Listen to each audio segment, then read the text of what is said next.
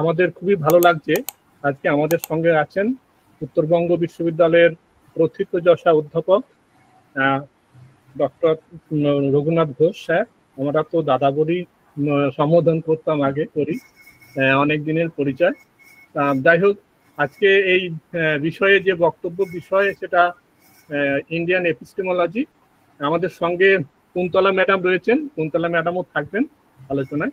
তপন, তুমি একটু স্যারের পরিচয় করে দাও। অনেকে তো স্যারকে হয়তো 2-4 জন আছেন যারা স্যারকে চেনেন না, তুমি একটু পরিচয় করে দাও।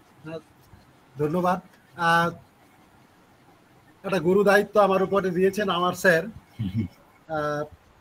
অধ্যাপক রঘুনাথ ঘোষকে পরিচয় করিয়ে দেওয়ার মতো ধৃষ্টতা আমার নেই, কারণ উনি স্বনামধন্য অধ্যাপক, নিজের নামে নিজেই বিখ্যাত। তাই ওনার পরিচয় করিয়ে দেওয়ার প্রয়োজন পড়ে না। কেবল যারা নতুন পার্টিসিপেন্ট এখানে আছেন তাদের সঙ্গে কয়েকটা কথা খুব সংক্ষেপে ওনার সম্পর্কে আমি শেয়ার করব। আর এটা আসলে আমাদের একটা রীতি।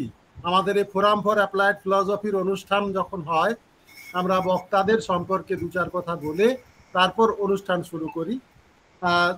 আসলে যেটা কথা, অধ্যাপক রঘুনাথ ঘোষ সম্পর্কে বলার কিছু প্রয়োজন পড়ে না।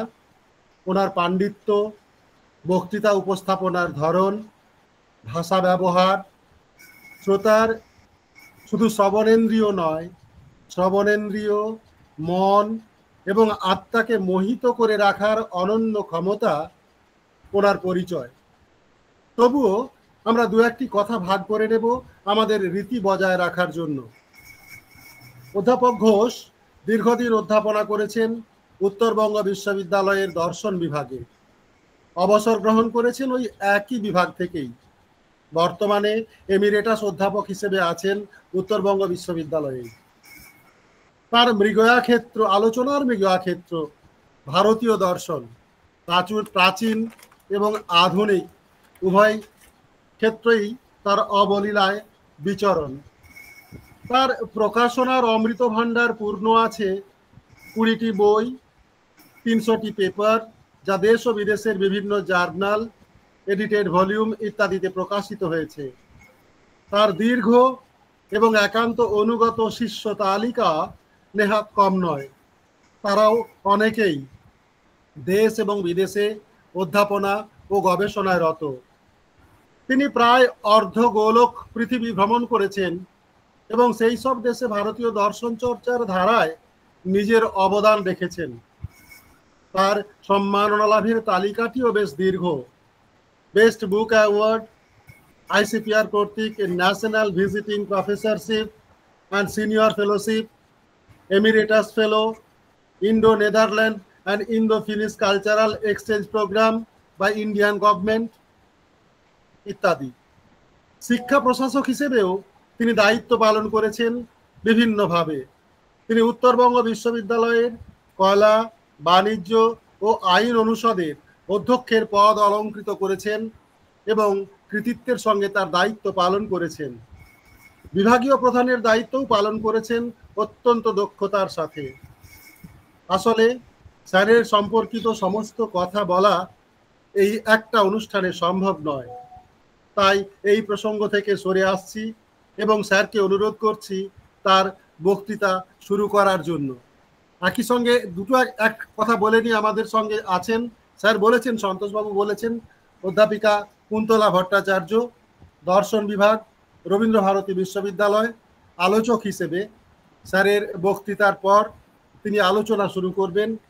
ম্যাডাম, আসলে আমার ম্যাডাম প্রত্যক্ষভাবে আমি ওনার ছাত্র।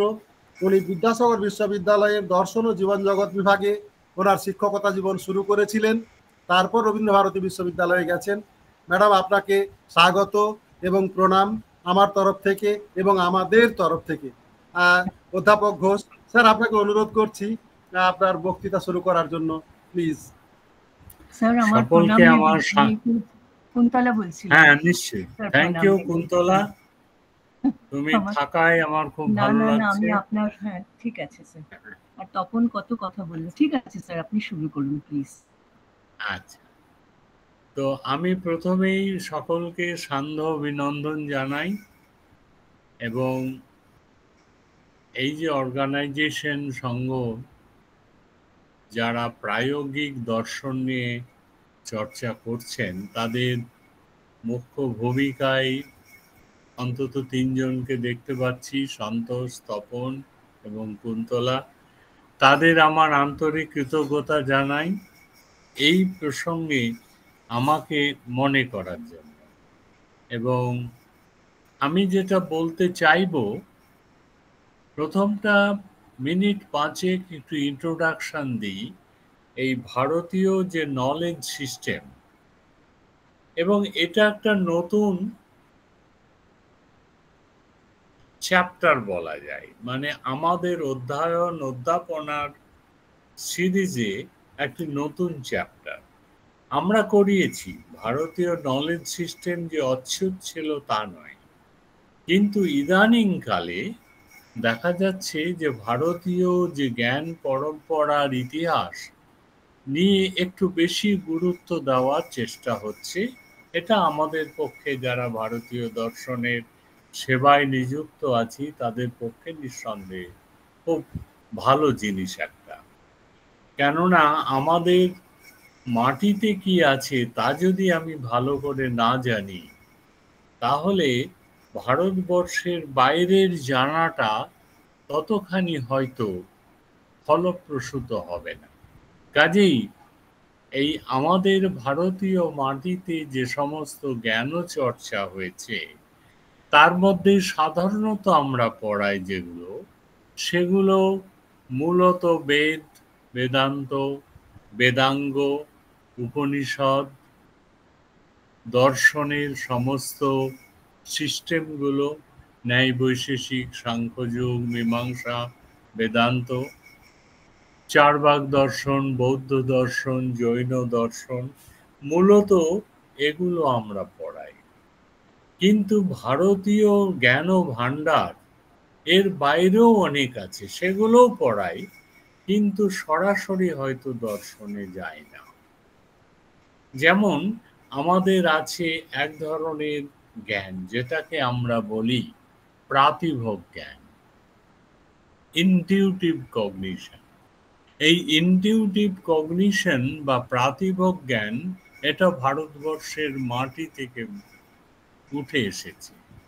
প্রাতিভব জ্ঞান, যোগযোগ জ্ঞান, এ নিয়ে আমি আরেকটা বক্তৃতা দেব, আজকে এই মুহূর্তে যাচ্ছি না। আমি কেবল ভারতীয় জ্ঞান ও শাস্ত্রের রেঞ্জটা একটু পরিচয় করিয়ে দিতে চাইছি। তো প্রাতিভব জ্ঞান একটা আছে। সৌন্দর্য বিজ্ঞান নিয়ে বহু চর্চা হয়েছে, ভারতের নাট্যশাস্ত্র থেকে রসগঙ্গাধর অবধি যত সম্প্রদায় আছে, কেউ অলঙ্কারকে বিশ্বাস করেন, কেউ আবার রীতিকে বিশ্বাস করেন, কেউ আবার বলেছেন কাব্যের আত্মা হচ্ছে ধ্বনি, কেউ বলছেন রসশাস্ত্রের যে নানান ব্যাখ্যা। এটা কিন্তু তার গুরুত্ব আমাদের ভারতীয় ঐতিহ্যে খুব কম নয়, প্রচুর আলোচনা হয়েছে।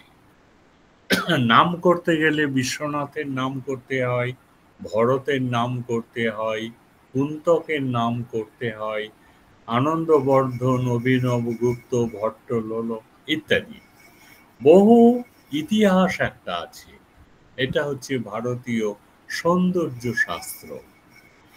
সঙ্গীত শাস্ত্রেরও সঙ্গীত রত্নাকর বই আছে, সেখানে সারেগামাপাধানির যে কত বিস্তার হতে পারে, তার কত বৈচিত্র্য হতে পারে, এ নিয়েও ভারতীয় শাস্ত্র আলোচনা করেছেন।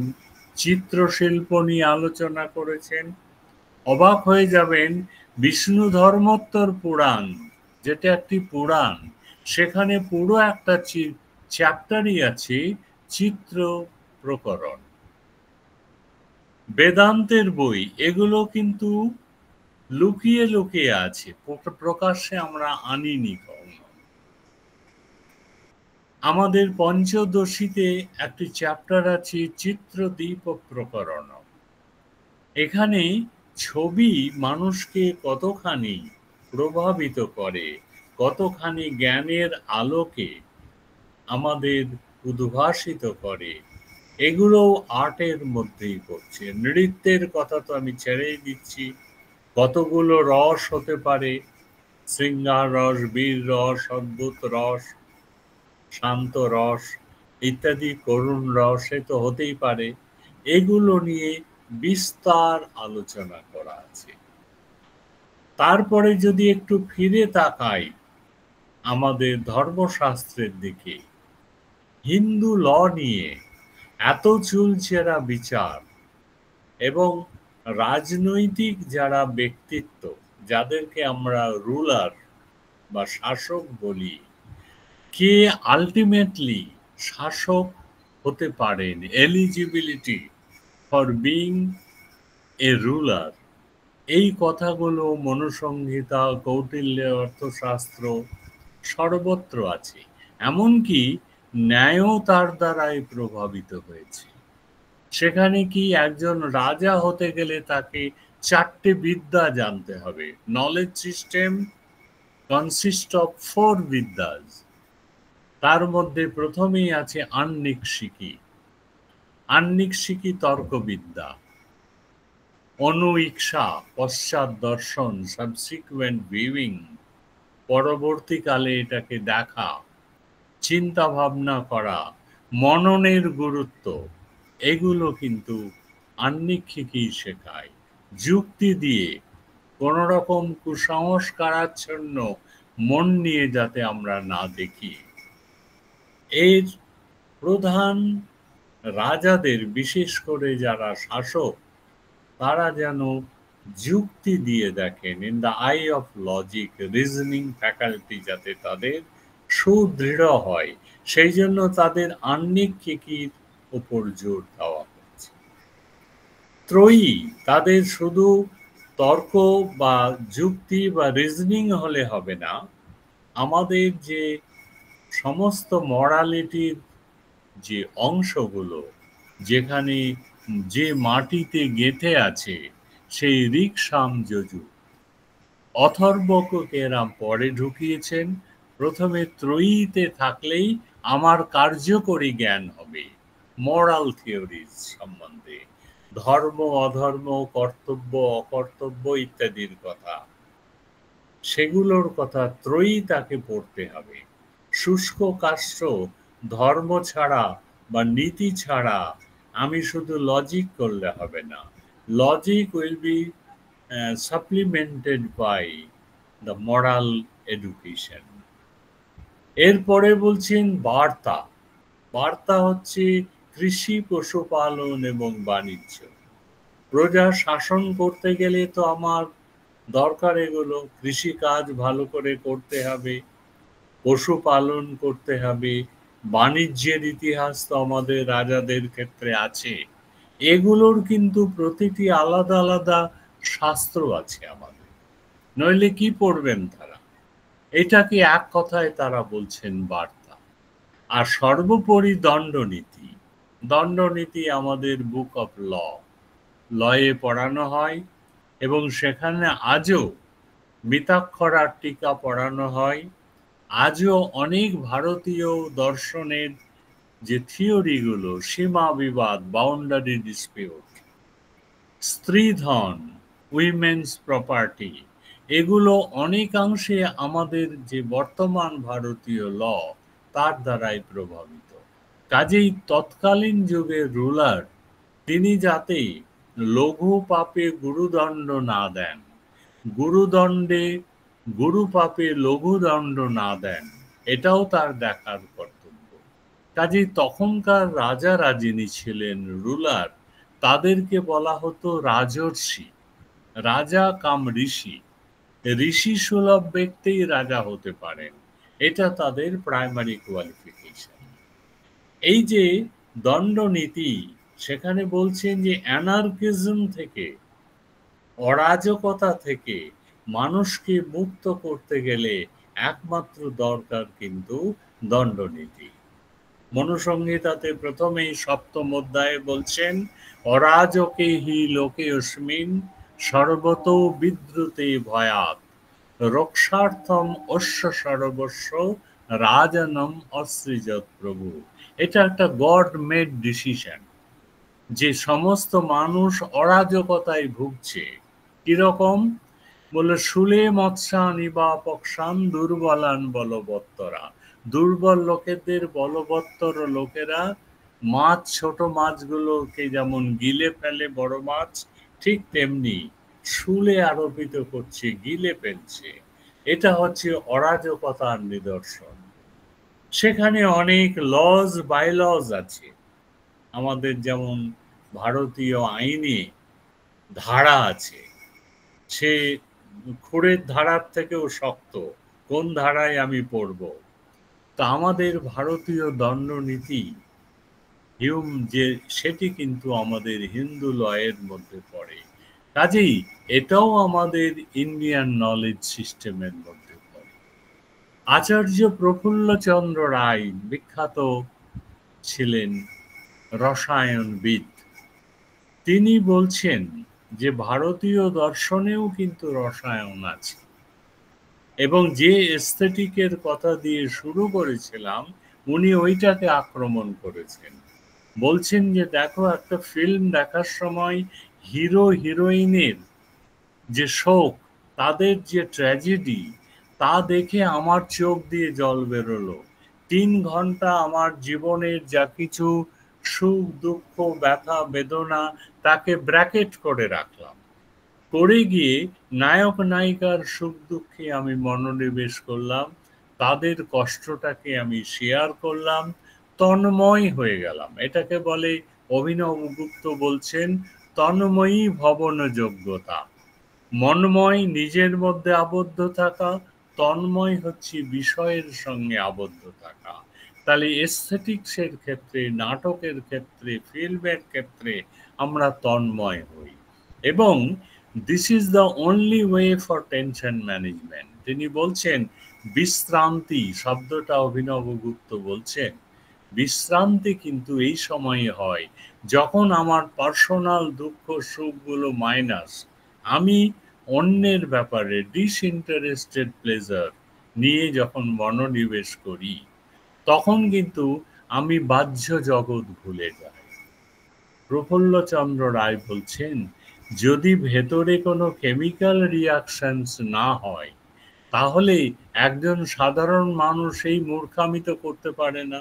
পয়সা দিয়ে টিকিট কাটলাম, 3 ঘন্টা সময় নষ্ট করলাম, একটা ছবি দেখলাম যার সঙ্গে রিয়ালিটির কোনো মিল নেই, অথচ কাঁদতে আরম্ভ করে আবার রিকমেন্ড করছি, this is a good film. করুণাদৌ রসে জায়তে যৎ পরমং সুখম। এই করুণ রসটাই হচ্ছে সবচেয়ে আশ্চর্যজনক। ইংরেজি সাহিত্যিকরাও বলছেন, our sweetest songs are those that tell of saddest thought. তিনি বলছেন এখানেও কিন্তু আমাদের ভেতরের আভ্যন্তরীণ জগতে একটা পরিবর্তন ঘটেছে, কেমিক্যাল রিয়াকশন হয়েছে। অন্যভাবে তিনি বলছেন, ছেড়ে দিন এস্থেটিক্সের কথা, আজকে মানুষ 1 ইঞ্চি জমি ছাড়ে না, বিনা যুদ্ধে নাই দেব। কুরুক্ষেত্রের যুদ্ধ এখনো চলছে, সেখানে একটা মানুষ সর্বত্যাগী হয়ে, জীবন মুক্ত হয়ে রাস্তায় ঘুরে বেড়াচ্ছে, কোনো মায়া নেই, মোহ নেই। এমন মানুষের দশা হয় কি করে? ওইখানেও কিন্তু ভেতরের কেমিস্ট্রি আছে। তিনি সব জায়গায় দেখাচ্ছেন এর মধ্যেও একটা কেমিক্যাল রিয়াকশন আছে। ফিজিক্সের কথা আমি ছেড়েই দিচ্ছি, সেখানে পরমাণুবাদ আমাদের ন্যায়ের সঙ্গে পুরো মিলছে। 2টো পরমাণু জোড়া হয়ে দনুক হলো, তো পরমাণুদ্বয় সংযোগ কে করলো? তখন তো পৃথিবীর সৃষ্টি হয়নি, কোনো চেতন দ্রব্য ছিল না। আজকে সার্নে সুইজারল্যান্ডে এই চর্চা চলছে, 2টো পরমাণুর জোড়া কে দিল, এই দুটোর মধ্যে ভর কি করে এলো যাতে 2টো পরমাণু জোড়া লাগতে পারে। যদি স্বতঃস্ফূর্ত হয় চিরকাল জোড়া লাগবে, উৎপত্তি হবে, সৃষ্টি হবে, ধ্বংস হবে না। কিন্তু আমরা দেখি ধ্বংসও হয়, সৃষ্টিও হয়। তারা বলছেন এখানে ঈশ্বর কণা বলে একটি কণা আছেন ফিজিক্সের লোকেরা, কিন্তু ঈশ্বর কণাটাকে ঈশ্বর ওরা বলে না, আমরা ফিলসফাররা বলি। এই যে দার্শনিকদের সঙ্গে তাদের বিবাদ গাজর করা বিবাদ। আমি মনে করি ঈশ্বরকে মানতেই হবে। কোনো কনসাস প্রিন্সিপাল ছাড়া জড় পদার্থ কখনো কার্যকরী হতে পারে না। কিন্তু তারা বলছেন, এই পঞ্চভূতের কথা ফিজিক্সও বলছেন, ক্ষিত্তব তেজ মরুদ্গম ইত্যাদি। ম্যাথামেটিক্সের কথা পরে বলবো, আমার বক্তব্যের মধ্যেই একটা অংশ আছে। এইভাবে যদি আমরা দেখতে চাই, পরিবেশবিদ্যা উপনিষদের ছত্রে ছত্রে আছে how to protect our environment. মধুবাতা ঋতায়তে মধুক্ষরন্তি সিন্ধব। মধুবান বনস্পতি, ঔষধিগুলো, 2 ধরনের গাছ, তাদের বাঁচিয়ে রাখতে হবে। এইসব মূল্যবোধের কথা ছত্রে ছত্রে আছে। তা আমার তো অত আলোচনা করলে আমার আসল কথাগুলো বলা হবে না। তাই একটা দিগদর্শন আমি মাত্র দেওয়ার চেষ্টা করলাম। গণিত তো আছেই, আমরা তো ম্যাথামেটিক্যাল লজিক ফিলসফিতে পড়ি। গণিত ছাড়াও আরো সায়েন্সের অন্যান্য জীববিজ্ঞানের অনেক সময় যে কথাগুলো আছে, ফুল নিয়ে আলোচনা আছে, যেটাকে বলে ফ্লোরিকালচার। বোটানি ডিপার্টমেন্ট করেছেন ফ্লোরিকালচার নিয়ে আলোচনা। তো ফ্লোরিকালচার যদি দেখা যায়, আমাদের সাহিত্যে কি ফ্লোরিকালচার কম আছে? রবীন্দ্রনাথ যখন বলছেন, ফুল বলে ধন্য আমি মাটির পরে, সেই ফুল দেবতাকে চ্যালেঞ্জ করে বলছে, দেবতা ওগো তোমার পূজা আমার তরে। ফুল বলছে, জন্ম নিয়েছি মাটির পরে, নাই ধুলি মোর অন্তরে, কোনো ময়েশ্চার সে নেয় না। ফুলের মাল্টি কালচারালিজম আছে, হিন্দু মুসলমান জৈন খ্রিস্টান সকলে ফুলকে ভালোবাসে। মাল্টি অকেশনাল ভ্যালু আছে, জন্ম মৃত্যু বিবাহ সব ক্ষেত্রে ফুলের সমান অ্যাক্সেসিবিলিটি।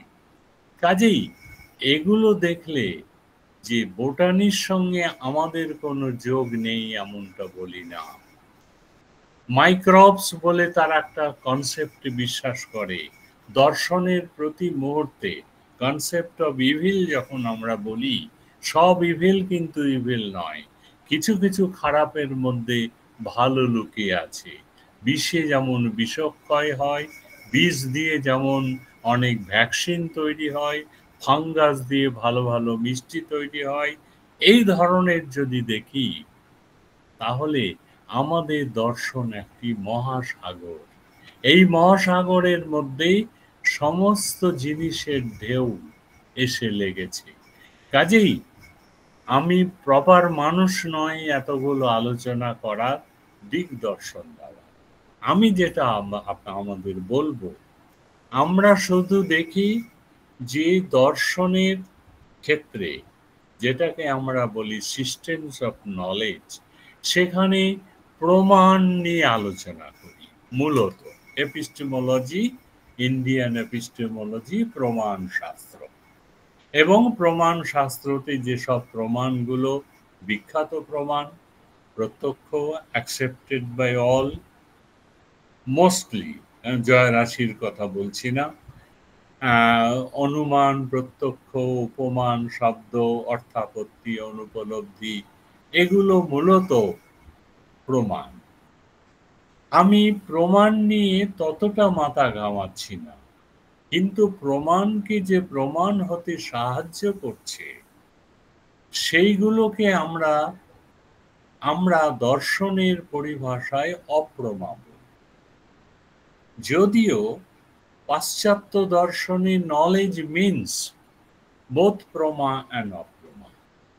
আমাদের ভারতীয় দর্শনেও কোনো সম্প্রদায় অপ্রমা মানে না, ভুল জ্ঞান, ইলিউশন মানে না। মীমাংসা বলেন অখ্যাতিবাদ। কাজেই আমরা বলবো যে সমস্ত সিস্টেমগুলো নিয়ে আমরা বহুল চর্চা করি, এই সিস্টেমগুলোকে বাঁচিয়ে রেখেছে কতগুলো তথাকথিত অপ্রমা।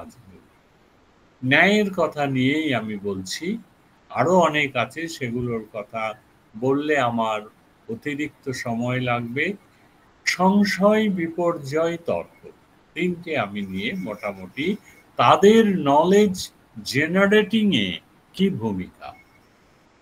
এখন দেখুন, ন্যায়ের যে পদার্থগুলো, প্রথমেই আছে প্রমাণ, প্রমেয়, সংশয়। থার্ড নাম্বার হচ্ছে সংশয়। 16টা পদার্থের মধ্যে প্রথমে প্রমাণকে আনা হলো, তারপরে প্রমেয়কে বলা হলো, তারপরে সংশয়। তো এখানে দয়াকৃষ্ণ একটা প্রশ্ন তুলেছেন যে ন্যায়শাস্ত্রের প্রথমে একটা প্রবলেম তোলা হয়েছে। প্রবলেমটা কি? প্রমাণ যে প্রথম যে পদার্থ, এই প্রমাণটা যথার্থ প্রমাণ না প্রমাণাভাস, এই নিয়ে মানুষের মধ্যে একটা দ্বন্দ্ব থাকতে পারে। তাহলে আমি কি করে জানবো যে প্রমাণ পদার্থটা যথার্থ প্রমাণ না প্রমাণাভাস? তার উত্তরটাও বাদশায়ন দিচ্ছেন, প্রমাণত অর্থ প্রতিপত্ত প্রবৃত্তি সামর্থাৎ অর্থবৎ প্রমাণম। প্রমাণম অর্থবৎ, প্রমাণ ইজ দ্য কারেক্ট, প্রমাণ ইজ প্রমাণ পার সে, ইজ এ রিয়েল প্রমাণ।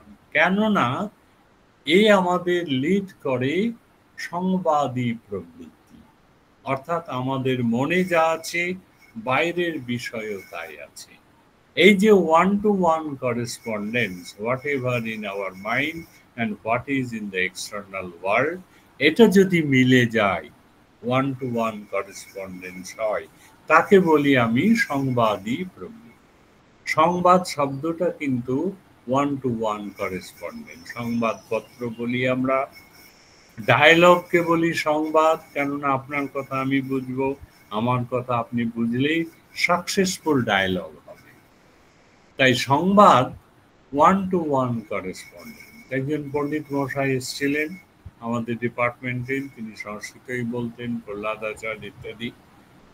তাকে যে টিএডি এর একটি টাকা উপরে লিখে দিয়েছি, ভেতরে টাকাটা দিয়ে আমি একটা লাইন বললাম, ন্যায় লোক বুঝে গেলেন যে পশ্যতু ইদং সংবাদী নবা, মানে বাইরে যেটা লেখা আছে ভেতরেও তাই আছে।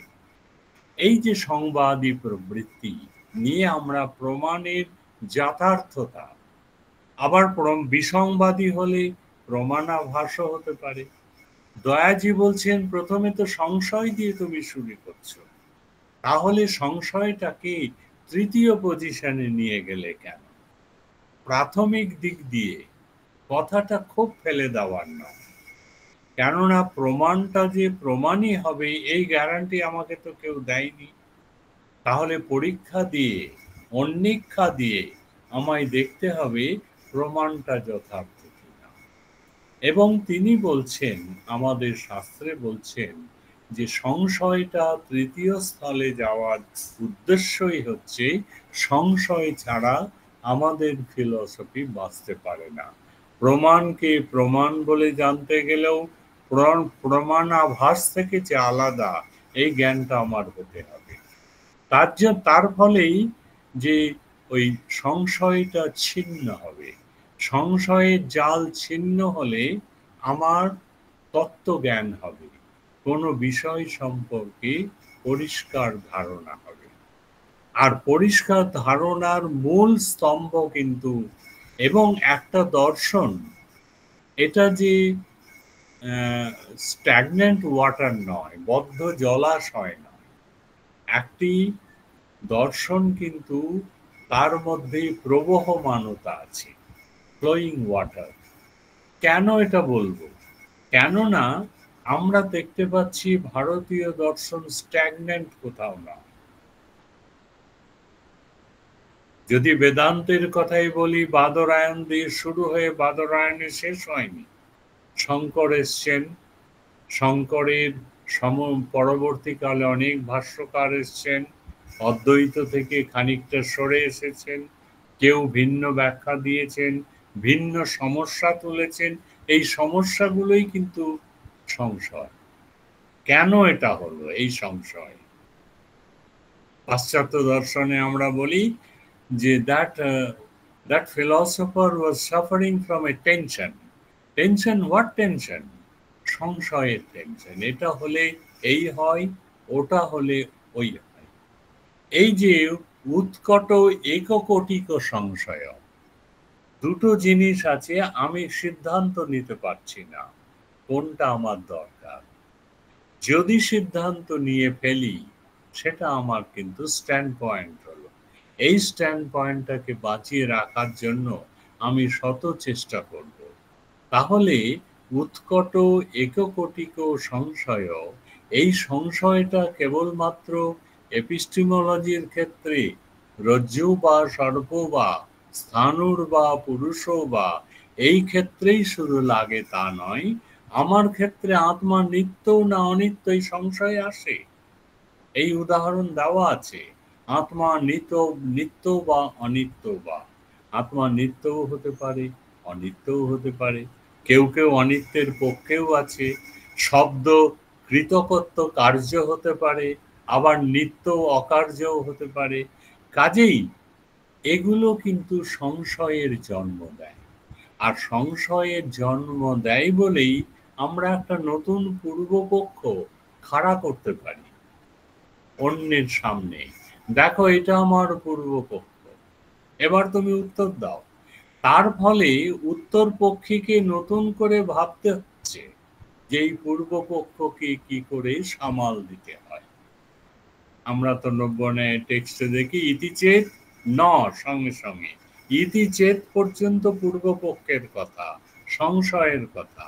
ন হচ্ছে সংশয়ের উচ্ছেদ করার জন্য একটা পদক্ষেপ মাত্র। তাও উচ্ছেদ হবে কিনা এই গ্যারান্টি নেই। পাল্টা সংশয় আসতে পারে, সংশয়ান্তর আসতে পারে।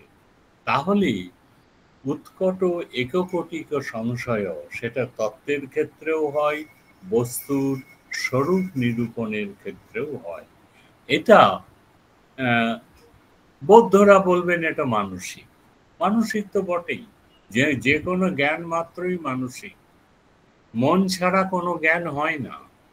আত্মা মনসা সংযুজ্যতে মন ইন্দ্রিয়েন ইন্দ্রিয়ম অর্থেন। নাগার্জুন বলবেন যে সংশয় যে কোনো মানসিক বিষয়, তার অস্তিত্ব বাহ্যত আছে, কিন্তু পরমার্থ তো নেই। যাই হোক, ওরা ওদের মতো করে বলছে। আমরা যদি সময় পাই ওদের কথাটাও কিছুটা ভাবার চেষ্টা করব। কিন্তু আমার বক্তব্য হচ্ছে, রাসবিহারী দাস লিখেছেন সংশয়ের মূল্য।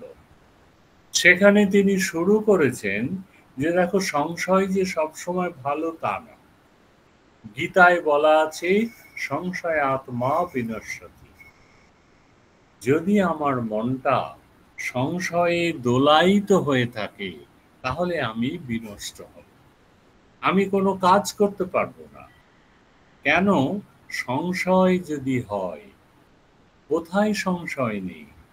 আমাদের দৈনন্দিন জীবনে রজ্জু সর্প ছাড়াও কি সংশয় নেই? অভিজ্ঞান শকুন্তলমে দুষ্যন্ত ভরতকে দেখে বলছে, কাকে দেখে? আমার জননান্তর সৌহৃদানি, অন্য জন্মের কথা মনে হচ্ছে। তাহলে এটা কি? স্বপ্ননু, মায়ানু, মতিভ্রমণ। তিনটি পয়েন্ট তিনি বলছেন। এটা কি স্বপ্ন,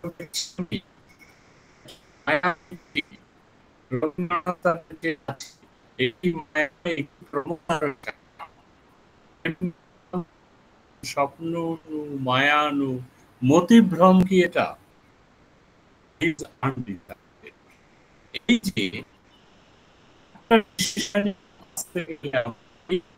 ওই সংশয়ের একটা বিমর্ষ, একটা পক্ষকে মেনে নেওয়ার সপক্ষে কিছু যুক্তি দিয়ে আমাকে আসতে হবে যে এই পক্ষটাই হচ্ছে সত্য।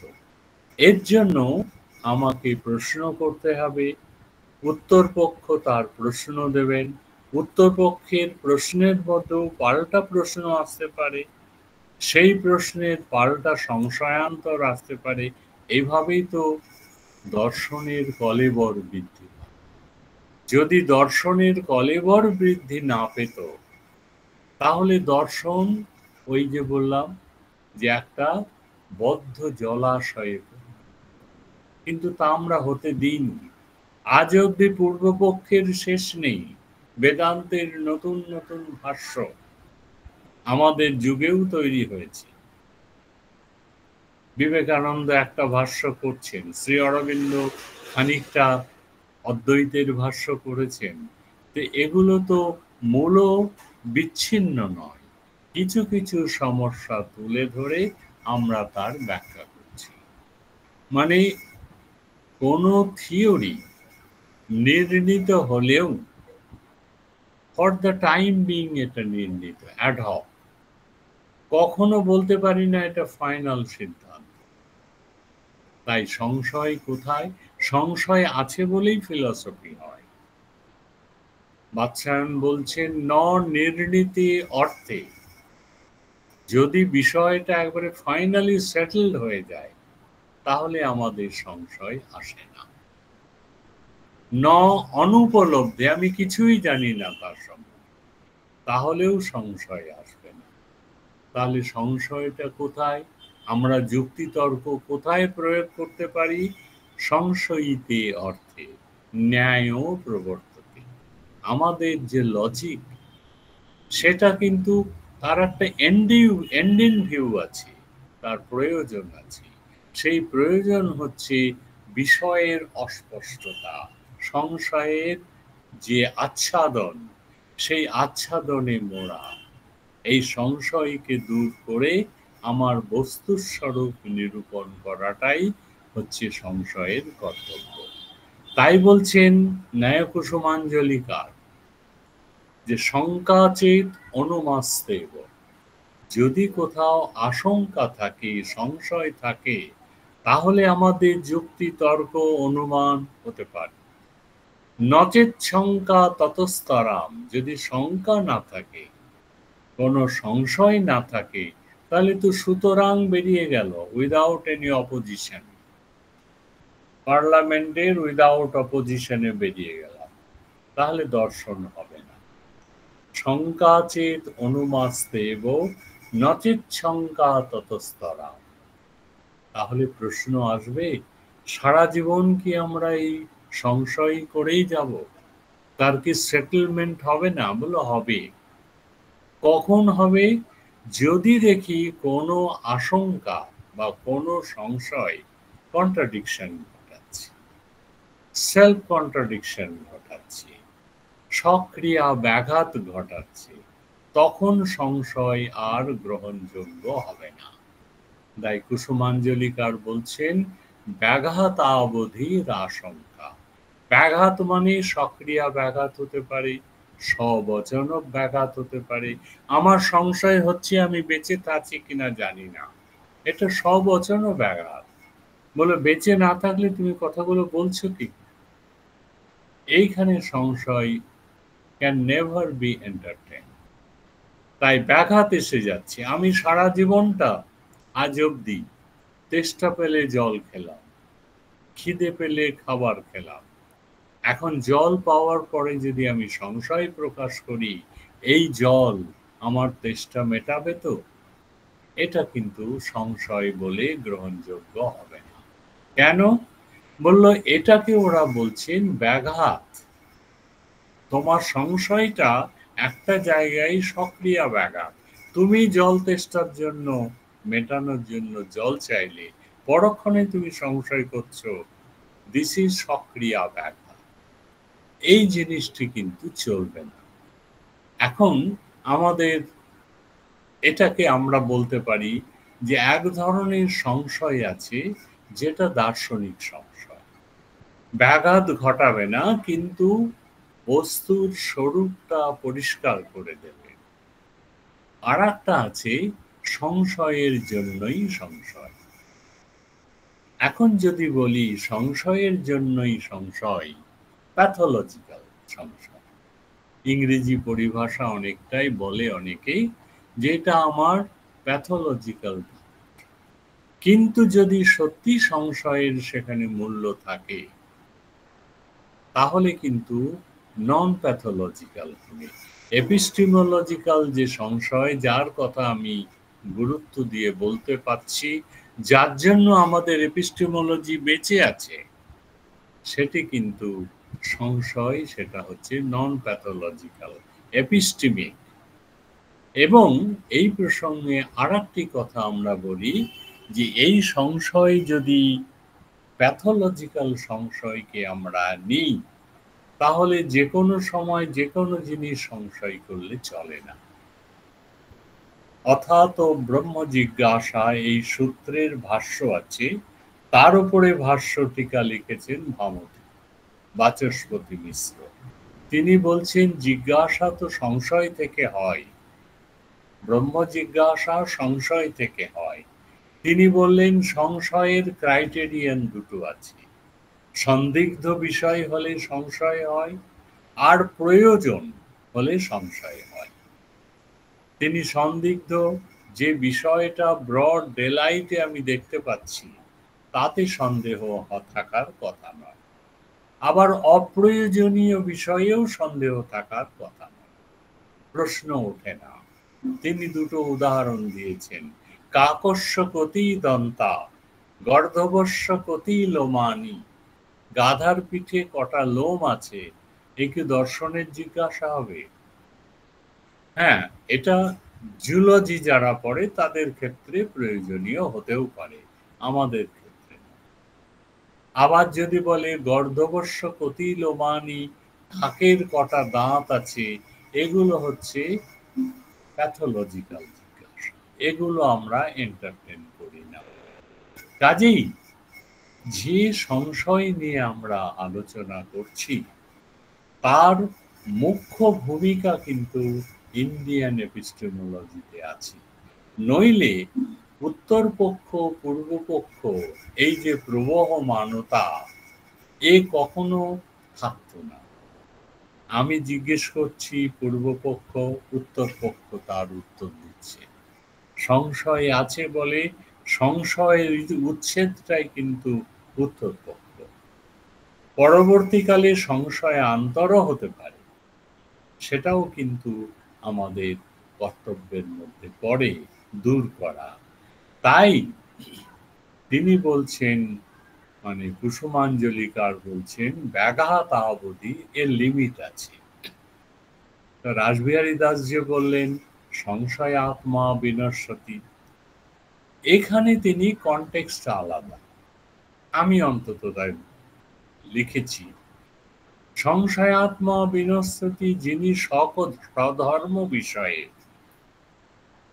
পরধর্ম ভয়াবহ, স্বধর্মে নিধনং শ্রেয়, গীতার পার্সপেক্টিভে আমাকে বিচার করতে হবে। সেখানে সামান্য ধর্ম, সাধারণ ধর্ম, স্বধর্মর একটা ভেদ করা হয়েছে।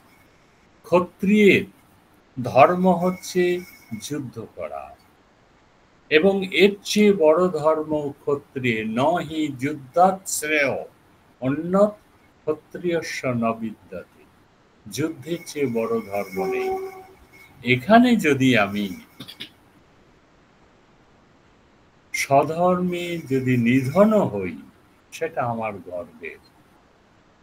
তিনি বলছেন যে মৃত্যু হলেও তোমার লাভ, আবার বেঁচে থাকলেও তোমার লাভ। নাস্তি নিষ্ফলতা রণে হতোপি প্রাপ্স্যসি স্বর্গম। যদি তুমি বেঁচে থাকো তাহলে স্বর্গ পাবে, আর হত্বা তু ভোক্ষ্যসে মহিম, বেঁচে থাকলেও এই জীবনটাকে ভোগ করতে পারবে। কাজেই গো ফর ফাইটিং, তোমার ডিউটি এটা। লাভ লোকসান বিচার না করে তুমি যাও, বড় ধর্মের দিকে চেয়ে দেখো। এই অর্থে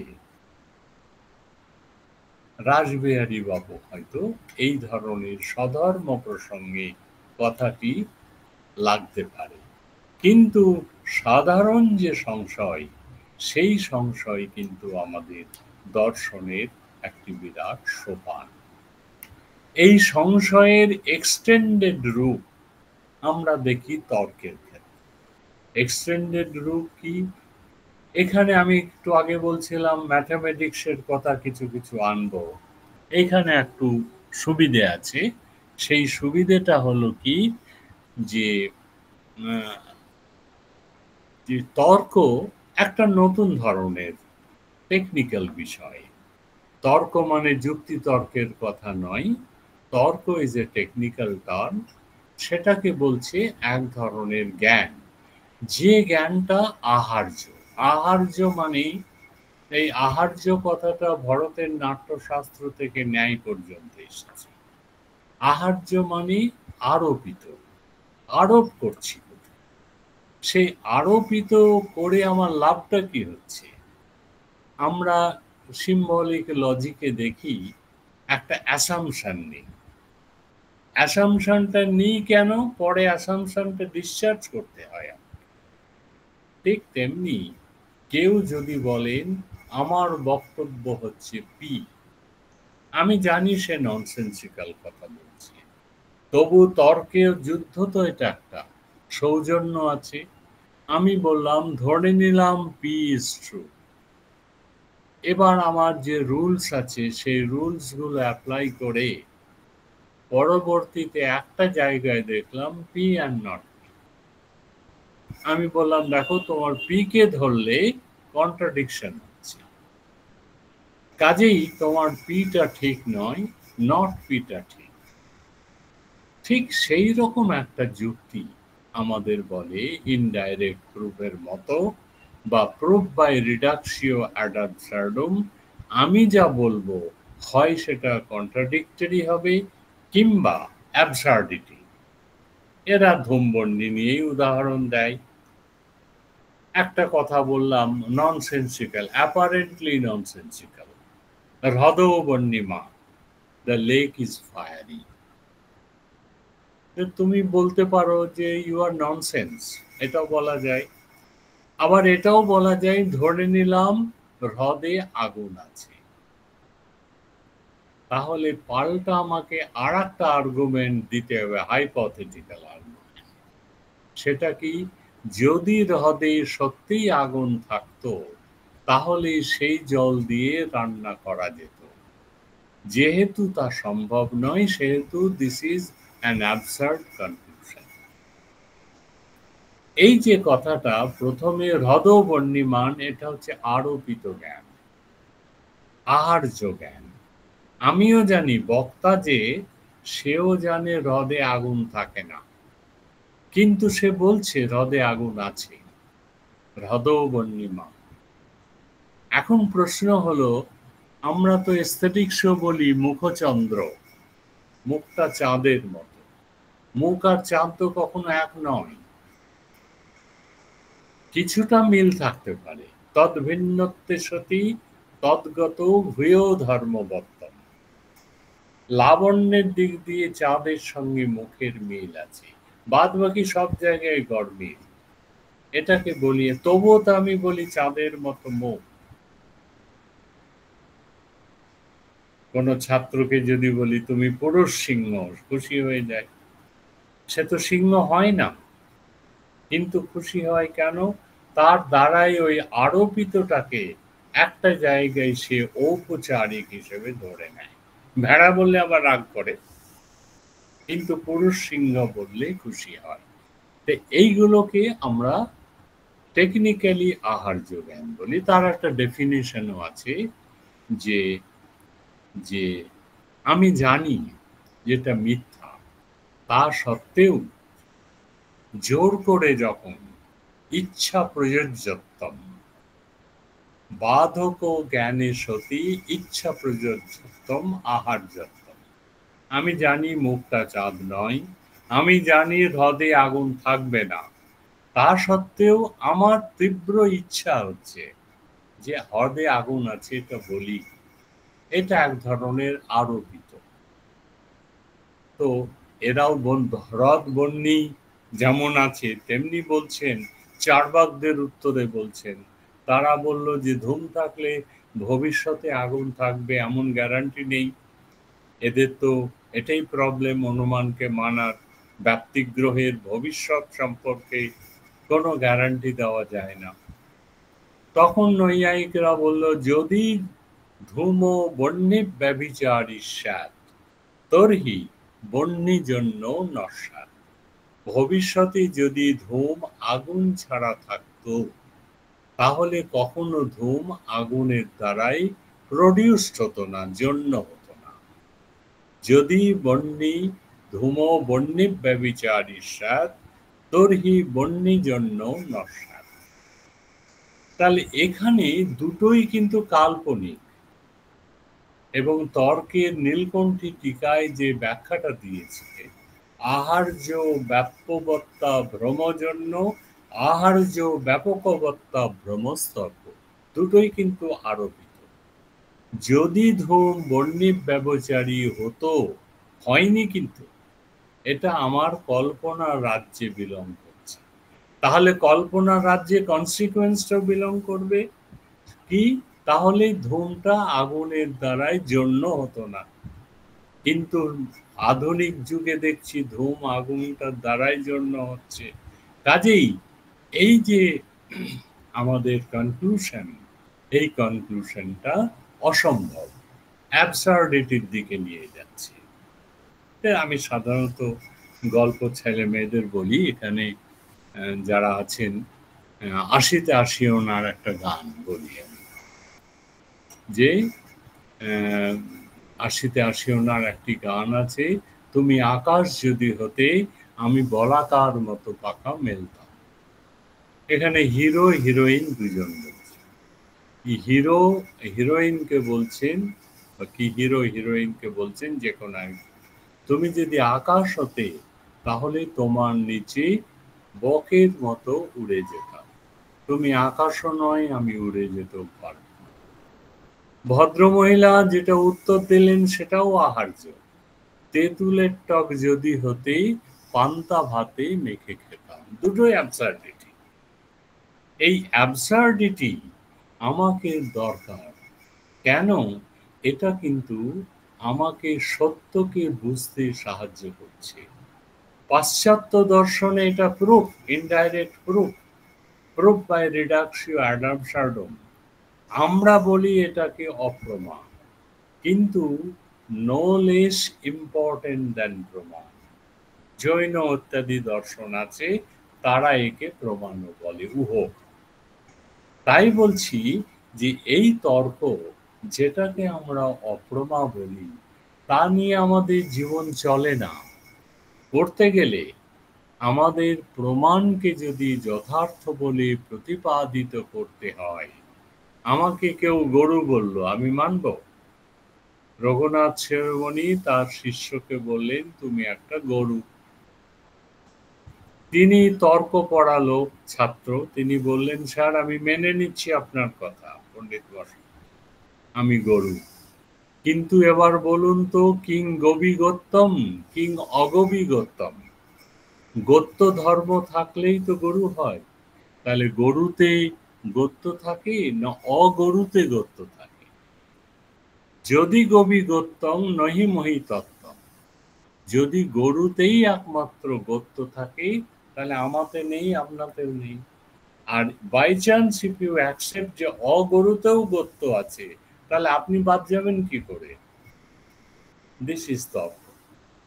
অ্যান্ড দিস টাইপ অফ তর্ক ওরা বলে আমাদের তত্ত্বচিন্তামণির পরিভাষা বিপক্ষবাধক তর্ক। একবার রিডাকশন অ্যাড অ্যাবসার্ডমের যেন সংস্কৃত অনুবাদ, বিপক্ষে বাধা দেওয়ার জন্য এই তর্ক। যদি এটা আমি না করতাম, যে আমি জানি এটা সত্য নয়, তা সত্ত্বেও মানুষের ইচ্ছার তো একটা মূল্য আছে। এপিস্টেমোলজিতে আমরা ইচ্ছা মেনে নিয়েছি পক্ষতার ক্ষেত্রে। আমি জানি যে যে যে সন্তোষ আমার থেকে আলাদা, ঘট পট থেকে আলাদা, চোখেই দেখতে পাচ্ছি। তা সত্ত্বেও তোমার যদি সিসাদ হইসা হয়, অনুমান করার ইচ্ছে হয়, তাহলে বলবে কি ঘট অন্যান্য ভাববান পটত্বাৎ। বলে এটা দরকারটা কি? বলে মানুষের ইচ্ছার মূল্য দেওয়া।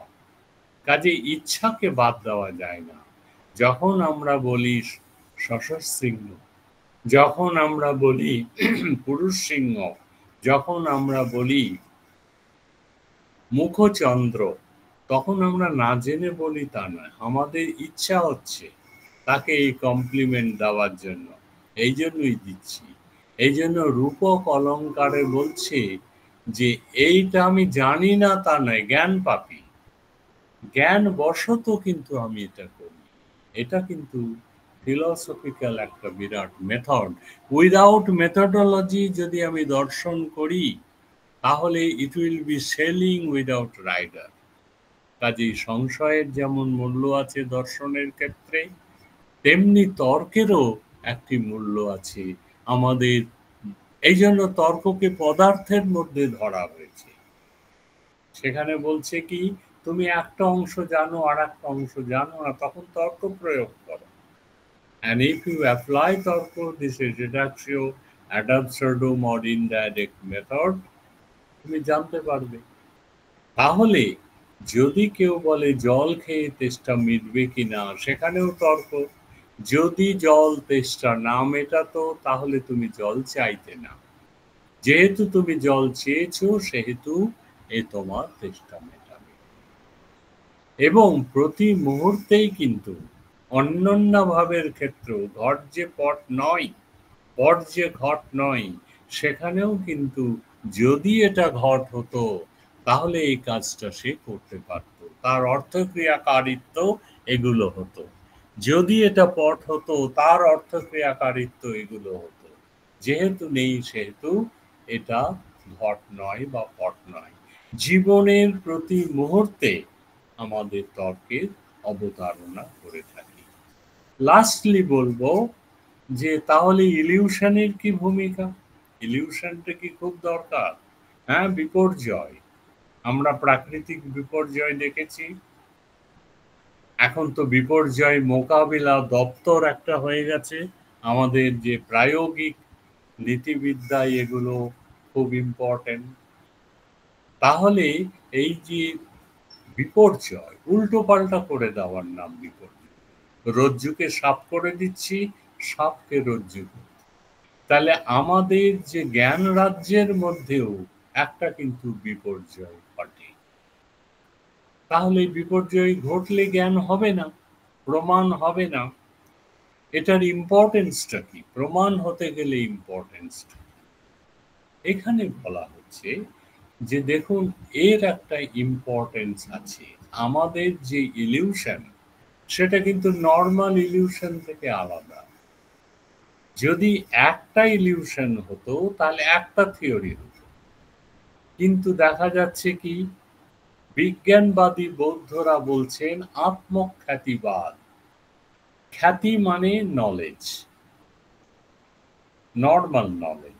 যখন খ্যাতিবাদটাকে টেকনিক্যাল সেন্সে ব্যবহার করছি তখন এটা কিন্তু হয়ে গেল যে মিথ্যা বা এটা ভ্রম। এখন যদি বিপর্যয় হলো, কি করে বিপর্যয়টা হলো? আমি বললাম যে রজ্জুটা সাপ হলো, সাপটা রজ্জু হলো, এ তো আমার নৈয়ায়িকের দৃষ্টিতে। কিন্তু বিজ্ঞানবাদীরা তা বলবে না, বলে সবই হচ্ছে বিজ্ঞানের আকার, এর মধ্যেও দর্শন লুকিয়ে আছে। এটা একটা সাধারণ ব্যাপার নয় যে বলে দিলাম, no, it is based on philosophical foundation.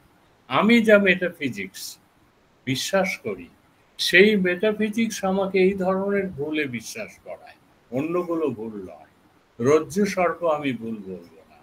কিন্তু যদি কেউ মনে করে মনোরাজ্যের বিজৃম্ভণ, যেটা মনোরাজ্যের বিষয়, যেটা সেটা মনোরাজ্যের বাইরে আছে, এটা যদি কেউ মনে করে তবেই হয়ে যাবে ওইটা ভুল। এটি হচ্ছে আত্মখ্যাতি, অন্যত্র অন্য ধর্ম অধ্যাস। কাজেই তারা বলেন কি, মনের বাইরে কিছু নেই, এক্সট্রা মেন্টাল বলে কিছু নেই। এই বিদ্যাসাগরের কদিন পড়াচ্ছিলাম, একজন ভদ্রমহিলা বললেন, ম্যারেজ স্যার, এক্সট্রা মেন্টাল কি? বোঝো না, এক্সট্রা ম্যারিটাল বোঝো? তখন একটু লজ্জা পেল, তাহলে তো ভালোই বুঝেছো, এক্সট্রা ম্যারিটাল যদি বোঝো এক্সট্রা মেন্টালও বুঝবে। তো যাই হোক, এক্সট্রা মেন্টাল হচ্ছে মনোরাজ্যের বাইরে, তাহলে তাদের মেটাফিজিক্সে ভুল। এটা সেই অনুযায়ী ভুলের একটা নিরূপণ করা হয়েছে। একটু আগে বলছিলাম অখ্যাতবাদীরা, অখ্যাতিবাদ মীমাংসা, তারা বলেন প্রাভাকররা মেনলি, তারা বলেন ভুল হয় না। ভুল যেটা হয় আমাদের ওই দুটো বস্তুর, গৃহীত বস্তু এবং স্মৃত বস্তুর বিবেক জ্ঞানের অভাব থেকে একটা জাস্টিফিকেশন। ন্যায় বলছেন যে যে অন্যথা, খ্যাতি অন্যথা, অর্থাৎ অন্যত্র যত্র যদ অধ্যাস তদ বিপরীত ধর্মত্ব কল্পনা, বিপরীত ধর্ম কল্পনা করা। তো একটা প্রবন্ধে আমি লিখেছিলাম পণ্ডিত মশাইরা এই খ্যাতি কথার একটা আক্ষরিক অর্থ করেছিলেন। করে বলছেন যে দেখো এই খ্যাতি নিয়ে মানুষের কত গন্ডগোল, প্রত্যেকেই কিন্তু খ্যাতির দিকটাই, এটা অখ্যাতি নয়। বিজ্ঞানবাদীরা দেখছেন খ্যাতি মানে তার যে মেটাফিজিক্যাল তত্ত্ব সেই অনুযায়ী ভুলটা হচ্ছে কিনা, তার মানে খ্যাতির প্রায়োরিটি বেশি, অখ্যাতি কাম সেকেন্ডারিলি। ন্যায় যেখানে দ্বৈতবাদী, সেখানেও বলছেন যেখানে যে ধর্ম অধ্যস্ত হচ্ছে তদ বিপরীত ধর্মের কল্পনা। প্রাভাকর মীমাংসকরাও তাদের যে মেটাফিজিক্যাল প্রিসাপোজিশন সেই অনুযায়ী তারা বলছেন অখ্যাতি।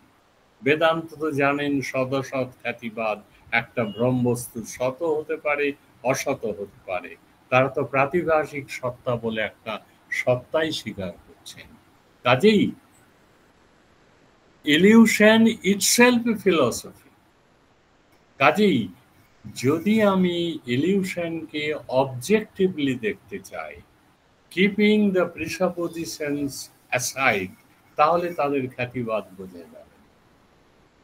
এছাড়াও সাধারণ জীবনে দেখি, আমরা সবাই জানি failure is the pillar of success. কোনো একটা ফিল্মে উৎপল দত্ত বলছেন failure is the pillar of success. বলতে গিয়ে উনি ভুল করে, ইচ্ছে করে ভুল করে, যেটাও আহার্য। Success is the pillar of failure. খুব আত্মবিশ্বাস যদি হয়ে যায় তাহলে অতিরিক্ত সাকসেসফুল যদি হয় ফেলিওরও হতে পারে তার দ্বারা। তাহলে যদি আমি বলি failure is the pillar of success, তাহলে তো negative concept, not always negative, আমাকে পজিটিভিটির দিকে নিয়ে যায়। আরো সকলে আমরা মোরাললেস গাড়ি চালাই, একটা লুকিং গ্লাস থাকে। হোয়াট ইজ দ্য, এটা যে ছবিটা পড়ছে সেটা কিন্তু ইলিউশন। ছবি কখনো নর্মাল হয় না, মানুষের সঙ্গে নর্মাল হয় না। আমরা যে অ্যাপ্লিকেশনে পাসপোর্ট সাইজ ছবি চাই, পাসপোর্টের ছবি চাই, সেটা একেবারে মানুষের সঙ্গে একাত্ম বলা যায় না। এটা হচ্ছে ওই ধরনের যেটাকে বলি আমরা বিম্ব প্রতিবিম্ব। বিম্ব কখনো হয় না, কিন্তু ইনডাইরেক্টলি, সরাসরি না হলেও কিছু তো আইডিয়া দিচ্ছে পিছনে কে আমায় ফলো করছে, কত দূরে আছে। কাজেই মিথ্যা সে কিন্তু সর্বাংশে মিথ্যা নয়, ভ্রান্তি সেই সর্বাংশে ভ্রান্ত নয়। Negative is not always negative. Rabindranath নানানভাবে বলেছেন যে ভুল যদি আমরা করি সেই ভুলটা কিন্তু সবসময় যে নেগেটিভ নয়, এ আত্মশুদ্ধিকরণ। প্রেমের ক্ষেত্রে ব্যর্থতা দিয়ে তিনি বলছেন যে শেষের কবিতাতে বলছেন যে বিচ্ছেদের হোমবর্ণী হতেই পূজা মূর্তি ধরি প্রেম দেখা দিল দুঃখের আলোতে। সাপ মোচনে বলছেন অরুণেশ্বরের বিরহী চিত্ত ছিল উৎকণ্ঠিত। এই বিরহিতার জন্য অনবধানে মৃদঙ্গীর তাল গেল কেটে, উর্বশীর সমে পড়ল বাধা, তার স্বর্গ থেকে বিচ্যুতি হলো। This is not permanent. সেই স্বর্গ থেকে বিচ্যুত হওয়ার পরে প্রচন্ড কষ্ট দুঃখের মধ্যে তার যে কৃত অপরাধ প্রায়শ্চিত্ত হলো, আবার তিনি স্বর্গে ফিরে গেলেন। কাজেই ভুল বা ভ্রান্তি এটা কিন্তু আমাদের শুদ্ধিকরণের পথ। আর যদি কোনো ক্রিটিক না থাকতো, এতগুলো পণ্ডিত লোকের সামনে আমি বলছি, যদি তারা না থাকতেন, তাহলে আমার বলাটার কি সার্থকতা? আমি বাজে বললাম না ঠিক বললাম? সমালোচক হচ্ছে আমার রেকটিফায়ার। যদি সমালোচক না থাকতো, তাহলে কিন্তু মানুষের পারফেকশন আসতো না। সঙ্গীতের ক্ষেত্রে হোক, নাচের ক্ষেত্রে হোক, দর্শনের প্রবন্ধের ক্ষেত্রে হোক, ভ্রান্তি যদি কেউ ধরিয়ে দেয়, আমি তার কাছে খুবই কৃতজ্ঞ। তাই সর্বশেষ শেষ করি, দুর্গাপূজা আসছে, চণ্ডীর একটা মন্ত্র আছে, ইয়া দেবী সর্বভূতেষু ভ্রান্তি রূপেণ সংস্থিতা, নমস্তস্যৈ নমস্তস্যৈ নমস্তস্যৈ নমো নমঃ। Thank you very much. স্যারকে প্রণাম আমার তরফ থেকে, ব্যক্তিগত তরফ থেকে, সবার তরফ থেকে প্রণাম, শ্রদ্ধা এবং ধন্যবাদ। এত সুন্দরভাবে আমরা এই বিষয়টিকে বুঝতে পেরেছি। এখন আমাদের যে প্রোগ্রাম হবে, ডিসকাশনের প্রোগ্রাম, আমাদের সঙ্গে আমি আগেই বলেছি উপস্থিত আছেন অধ্যাপিকা কুন্তলা ভট্টাচার্য মহাশয়া, রবীন্দ্র ভারতী বিশ্ববিদ্যালয়। ম্যাডাম যদি থাকেন একটু। কুন্তলা ম্যাডাম। বলো কুন্তলা। স্যার কি বলবো, মানে মন্ত্রমুগ্ধের মতো শুনলাম। স্যার মানে বলার নেই সত্যি কথাই, কিন্তু যেহেতু আমাকে এই দায়িত্বটা দেওয়া হয়েছে, দুটো ভাগ তো স্যারের লেকচারের ছিল। প্রথম যেটা, সেটা আমার ব্যক্তিগতভাবে ভীষণ মানে আমি উপকৃত, কারণ এই প্রশ্ন ছাত্রছাত্রীদের সবসময় শুনতে হয় আমাদের ছাত্রছাত্রীদের কাছে, যে ভারতীয় দর্শনের তো কোনো জীবনের সঙ্গে মানে তার কোনো যোগ নেই, কাজেই এগুলো পড়তে ভালো লাগে না, বা মানে পরিষ্কার ভালো লাগে না আর কি, এটা পড়ে কি করব এ ধরনের কথা শুনতে হয়। মানে তার একটা এত সুন্দর, মানে এভাবেও বলা যায়, মানে আমি তো ভাবছি এই কথাগুলো আমি গিয়ে বলবো তাদের, যে দেখো আমাদের সমস্ত মানে শাখার মধ্যে, বিজ্ঞানের শাখা বা মানে আমাদের কলাবিদ্যার যে শাখাগুলি, এমনকি আমাদের ওখানে তো পারফর্মিং আর্টস আছে, সেগুলির প্রত্যেকটির মধ্যে কিভাবে দর্শন অঙ্গাঙ্গিভাবে জড়িয়ে আছে, মানে দর্শনের প্রত্যেকটিতেই দর্শনের কথা বলা আছে, আবার দর্শনেও এদের প্রত্যেকটির কথা বলা আছে। আর দ্বিতীয় অংশ যেটা স্যারের আজকের বক্তৃতার ছিল, সেটিও মানে সমান গুরুত্বপূর্ণ। সেটি হচ্ছে যে স্যার পুরোটাই একটুখানি অন্য দিকে, অফ রুট আর কি, আজকে অসাধারণ। সেটা হচ্ছে যে এপিস্টেমোলজি নিয়ে বলতে গিয়ে স্যার যেটা বললেন, সেটা হচ্ছে যে যেগুলিকে আমরা ন্যায়ের মানে ন্যায়ের দিক থেকে দেখি, যেগুলিকে আমরা অপ্রমা বলি, সংশয়, বিপর্যয় এবং তর্ক, সেগুলি কি করে আমাদের জ্ঞানের পথে বা প্রমাকে উৎপন্ন করতে, বা এক কথায় বলতে গেলে প্রমাণ তত্ত্বে সেগুলি কিভাবে আমাদের উপযোগী হয়। এবং স্যার সত্যি কথা, তর্ক আলোচনা করতে গিয়ে আমি বলাকার মতো পাখা মেলতাম, এবং আমি তেঁতুল এই তুমি আকাশ যদি হতে আমি বলাকার মতো পাখা মেলতাম, আর তেঁতুলের কি পান্তা ভাতে কি জানো, হ্যাঁ, তেঁতুলের টক যদি হতে পান্তা ভাতে মেখে খেতাম। মানে এটা যে তর্কের একটা উপমা হিসেবে দেওয়া যায়, স্যার কি বলবো আর। আশিতে আসিও না, তাই বোধহয়, হ্যাঁ, আশিতে আসিও না। ওটা সালতোরাতে শুটিং হয়েছিল। আচ্ছা আচ্ছা আচ্ছা। ওখানে একটা পুকুর আছে, ডুব দিলে 80 বছর থেকে 20 বছর হয়ে যায়। তখন আমার বয়স কম ছিল বলে আর ডুব দিইনি, এখন গেলে দেবো একবার। থ্যাংক ইউ কুন্তলা, ভালো বলছো। না স্যার, অসামান্য অসামান্য, আমি মানে মুগ্ধ হয়ে, মানে সবাই, সেটা আমার কথা শুধু নয়, মানে এত কঠিন বিষয় এভাবে বলা সত্যি আমাদের শেখা উচিত, শিখি আমরা আর কি। আমি না এবার স্যারকে শুধু আমার নিজের তরফ থেকে একটা প্রশ্নই আছে, সেটা হচ্ছে ওই উৎকট এককোটিক সংশয়, এইটা মানে আমরা তো এটা পড়েছি সবসময় যে সংশয় দ্বিকোটিক বা বহুকোটিক, পরবর্তীকালে এককোটিক সংশয়। এইখানটা যদি স্যার একটুখানি ব্যাখ্যা করেন। অ্যাকচুয়ালি এটা, হ্যাঁ বলো বলো। আর তাছাড়া অন্য যারা প্রশ্ন করবেন তাদের তো হ্যাঁ নিশ্চয়ই উৎকট এককোটিক মানে দুটোর ক্ষেত্রেই সাধারণত আমরা সংশয়টা বেশিরভাগ ক্ষেত্রে হয়। কিন্তু একটা উদাহরণ আমি দিলাম, স্বপ্ননু মায়ানু মতিভ্রমণ ও কালিদাসের লেখা, এখানে কিন্তু তিনটে পক্ষ আছে। এবং আমাদের যে সম্বন্ধ এর লক্ষণ দিতে গিয়ে নৈয়ায়িকরা বলেছেন দিষ্ঠ সম্বন্ধ, মানে দুটোর মধ্যে থাকবে দিষ্ঠ। কিন্তু পরবর্তীকালে বিমল কৃষ্ণ মতিলাল এবং আমাদের মহান্তি বলেছেন যে দিষ্ঠ কথাটাকে একটু অন্যভাবেও ব্যাখ্যা করা যায়। যেমন ধরুন, দিষ্ঠ বলতে ঘট পট হতে পারে, ঘট পট চেয়ার। এখন এটাকে দিষ্ঠে রূপান্তরিত করা যায়। তারা বলছেন ঘটপটকে ব্র্যাকেট করে দিলাম, তারপরে যে কোনো ইমপ্লিকেশন সাইন দিলাম, তারপরে দিলাম।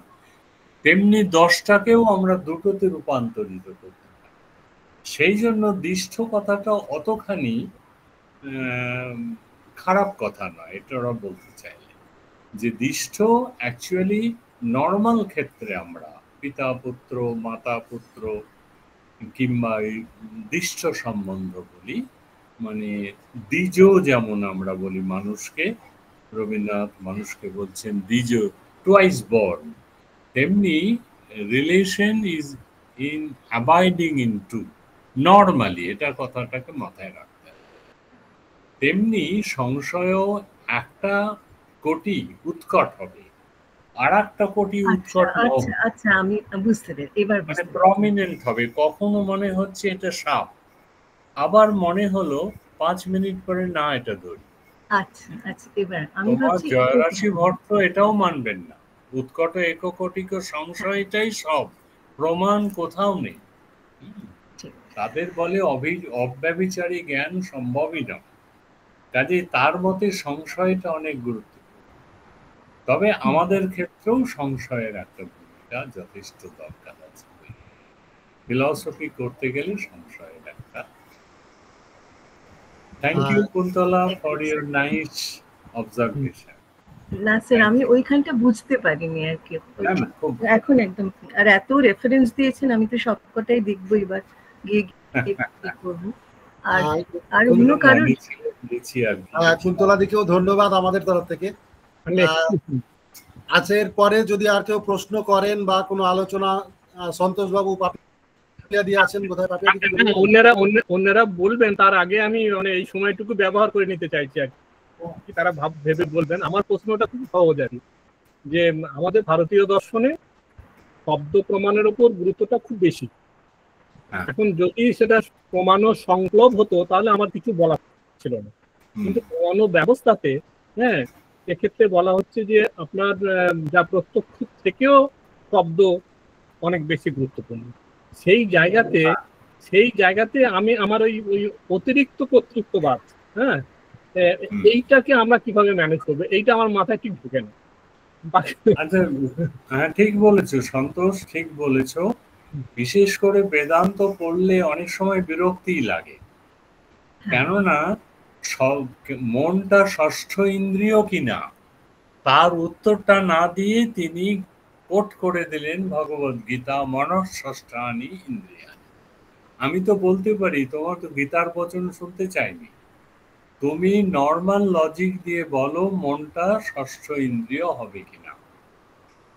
কিন্তু শুধু এই ক্ষেত্রে নয়, সর্বত্র তারা চেষ্টা করেছেন আগম প্রমাণকে কোট করা, এবং বেদান্ত উপনিষদ বেদ এগুলোর উপরে।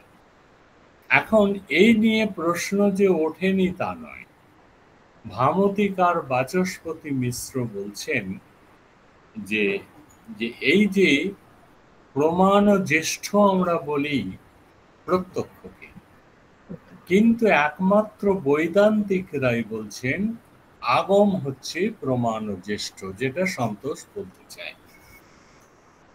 তার ব্যাখ্যায় বলছেন যে দেখুন, জ্যেষ্ঠত্ব নিরূপণে দুটো ক্রাইটেরিয়ান আছে। একটাকে বলছে ওরা ব্যবহারিক প্রামাণ্য, আর একটাকে বলছে তাত্ত্বিক প্রামাণ্য।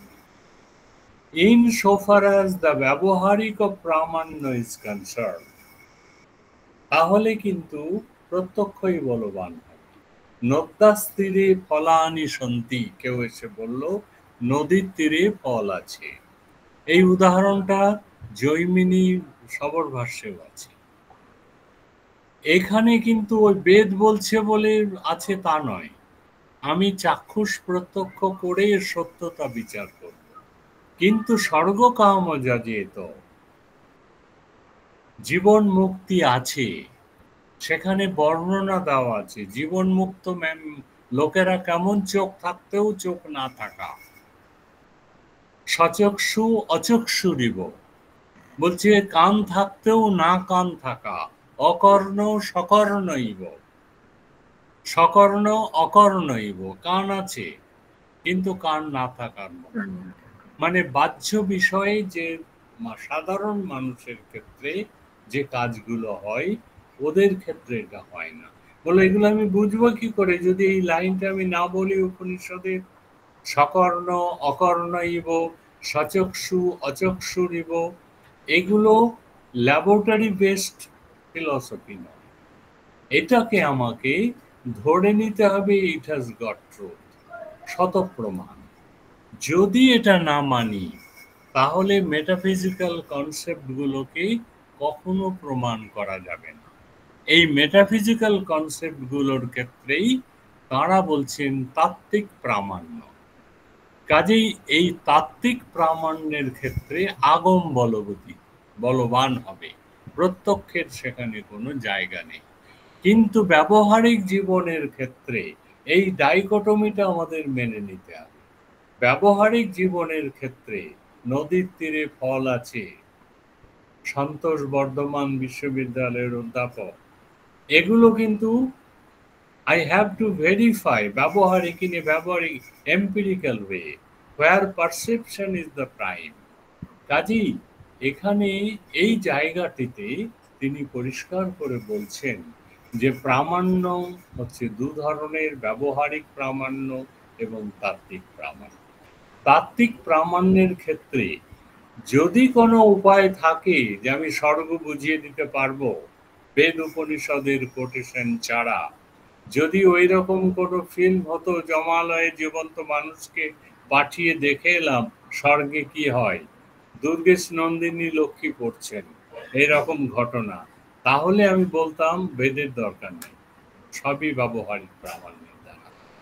কিন্তু যারা এই তত্ত্বে বিশ্বাস করেন, অপবর্গ, জীবন মুক্তি, স্বর্গ, পরলোক, সেই ক্ষেত্রে কিন্তু বেদ ছাড়া আমাদের অথেন্টিসিটি কিছু নেই। কেন? আমাদের কতগুলো, যে কোনো দর্শনেরই কিছু প্রিসাপোজিশন, তাদের প্রিসাপোজিশন কি শতপ্রমাণ হচ্ছে। এটা কিন্তু আমাদের অপৌরুষেয়, পুরুষের লেখা হলে ভুল থাকতো, আরএনজি লেখার মধ্যে অনেক ভুল, সন্তোষের লেখার মধ্যে ভুল, কিন্তু বেদে ভুল নেই। অনেক কথা এর প্রসঙ্গে বলা যায়, সংক্ষেপে এটুকু বলা যেতে পারে, যদি তাত্ত্বিক প্রামাণ্যের কথা আমরা বলি, there is no other alternative than to quote Shruti. Shruti is the primary source। এখন যারা শ্রুতি বিশ্বাস করে না, চার্বাকরা বিশ্বাস করে না, পরলোকে বিশ্বাস করবেন না, এটা হচ্ছে তাদের কথা, তাদের যুক্তি, এইটুকু বলতে পারি। ঠিক আছে, বুঝলাম। থ্যাংক ইউ, থ্যাংক ইউ সন্তোষ। আর কেউ কিছু? হ্যালো, প্রণাম স্যার। হ্যাঁ বলো। প্রণাম স্যার, তপতি বলছি। বলো। হ্যাঁ বলো। প্রণাম জানাই sir, as always Hearing you thank something, it was beyond the words can express. Words Thank তো আমার কাছে নেই আপনাকে express করার. It was so educative, informative, and a very clear, distinct. It's a lucid way of explaining, as you always do. Thank you so much, sir. So benefited, totally benefited, and I congratulate the organizer also for inviting you for this lecture. Thank you so much. You tell it to your Kailanchal University. What is the name of the Kailanchal? Vinod Bihari Mato, Koilanchal University. Yeah, please. Oh, thank you very much. হ্যাঁ, thank you sir, খুব ভালো লাগলো sir, প্রণাম জানাচ্ছি sir, প্রণাম sir, প্রণাম। Happy Puja to all of you. হ্যাঁ, thank you sir. যদিও পুজোর আগে আরেকবার দেখা হওয়ার চান্স আছে। হ্যাঁ হ্যাঁ, নিশ্চয়ই নিশ্চয়ই। আসছেনও তো, এখানেও তো আসতে হবে। হ্যাঁ, যাবো নিশ্চয়ই যাবো। প্রণাম স্যার, প্রণাম, থ্যাংক ইউ।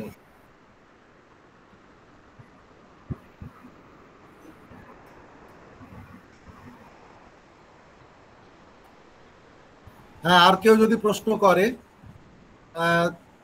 হ্যালো স্যার, আমরা প্রশ্ন করতে পারি? আরে স্মিতা, করো। হ্যাঁ, প্রথমেই স্যারকে আমার সশ্রদ্ধ প্রণাম জানাই। প্রতিবারের মতো এইবারও স্যারের লেকচার শুনে সত্যি সমৃদ্ধ হলাম। আমার প্রশ্ন নেই সেরম ভাবে, আমি শুধু একটা জায়গায় একটু স্যারের কাছ থেকে একটু ক্ল্যারিটি আরেকবার চাইছি। সেটা হচ্ছে স্যার, দু ধরনের সংশয়ের কথা একটু বললেন আলোচনা করতে গিয়ে, একটা প্যাথোলজিক্যাল সংশয়, একটা নন প্যাথোলজিক্যাল সংশয়। তো সেই প্রসঙ্গে সক্রিয়া ব্যাঘাতের আলোচনাটা স্যার একটু করলেন। তা আমি বলতে চাইছি স্যার, প্যাথোলজিক্যাল সংশয় যেটা, সেটা কি সেক্ষেত্রেই তো শুধু সক্রিয়া ব্যাঘাতের ঘটে? হ্যাঁ, নিঃসন্দেহে। ধরো প্রশ্নটা দরকার নেই অকারণ সংশয় করা। হ্যাঁ, অকারণ অনবরত সংশয় করে যাওয়ার যে প্রবণতা, এটা একটা সাইকোলজিক্যাল প্রবলেম পারে, যে সংশয় আত্মা অলওয়েজ, সে কাউকে বিশ্বাস করে না। পিরোনিয়ান স্কেপটিসিজম, ওই ধরনের। হ্যাঁ, লাইক দিস। সেটাকে আমি প্যাথোলজিক্যাল বলছি। এবং ওই ধরনের সংশয় যাদের থাকে, দে বিনশ্বতি, they are not to be entered in the courtyard of philosophy. আমি তাদের কথা বলছি না। আমাদের যে সংশয়, এটা হচ্ছে non pathological, that is empirical or epistemological সংশয়, যেটা লক্ষ্য হচ্ছে আমাদের নির্ণয়ে পৌঁছবো, কোনো একটাকে নিশ্চিত ভাবে জানবো। We want to have the clear idea of the object to be determined, and সংশয় is raised accordingly. এবং সংশয় যখন দূর হয়ে যাবে, তখন বিষয়টা পরিষ্কার হলেই সংশয়টা দূর হয়ে যাবে। It has no permanent value. Okay, thank you sir. Thank you. আপনি কোথা থেকে এসেছেন? স্মিতা। স্যার, আমি Tarakeswar degree college. Thank you, গেছি তো তোমার কলেজে। হ্যাঁ, এইবারই এসেছিলাম স্যার। হ্যাঁ, থ্যাংক ইউ স্যার। আর কেউ বলবেন? আমাদের শুভ্রজ্যোতি রয়েছে। শুভ্র। Hello sir. শুভ্র, বলো। হ্যাঁ, বলো শুভ্রজ্যোতি। বলো। হ্যাঁ, শুনেছি, বলো। আমি স্যার সন্তু বলছি। হ্যাঁ, বলো। সন্তু পরে শুভ্র বলবে। হ্যাঁ, বলো। হ্যাঁ স্যার, প্রণাম নেবেন। আপনি যেটা বললেন ফেলিয়ার অফ দ্য সাকসেস, ওটা আমি পড়েছিলাম আপনারই লেখা, ওই সবিতা ম্যামের ভ্রম জ্ঞান সম্পর্কে বইটাতে আপনি মুখবন্ধটা লিখেছেন। মুখবন্ধতে লিখেছিলাম। হ্যাঁ, ওটা আমি পড়েছিলাম। যাই হোক স্যার, আমার প্রশ্ন এটা জানার একটা বিষয়টা, যে আমরা যে মানে ইন্ডিয়ান ফিলোসফিতে যে প্রমা জ্ঞানের কথা বলি, সেখানে প্রমা জ্ঞানের ক্ষেত্রে ওই যে অনধিগত বৈশিষ্ট্যটা কি এসেন্সিয়াল হিসাবে দেখবো? যে আমরা বিজ্ঞানের ক্ষেত্রে কোনো কিছু একটা নতুনত্ব খুঁজতে যাই, নতুন হলে সেটা অনধিগত, অবাধিত। অনধিগত হচ্ছে নতুন, যেটা আগের থেকে অধিগত নয়। তো অনধিগত বলতে চাইছো না অধিগত? প্রত্যেকটা অনধিগত যদি হয় তবেই প্রমা হবে। তাহলে তুমি যেটা বলতে চাইছিল, পুরনো জ্ঞান কি প্রমা নয়, এটা বলতে চাই? হ্যাঁ, এটাই বলতে চাইছিলাম। অ্যাকচুয়ালি এরা মনে করেন কোনো জ্ঞানই পুরনো হয় না।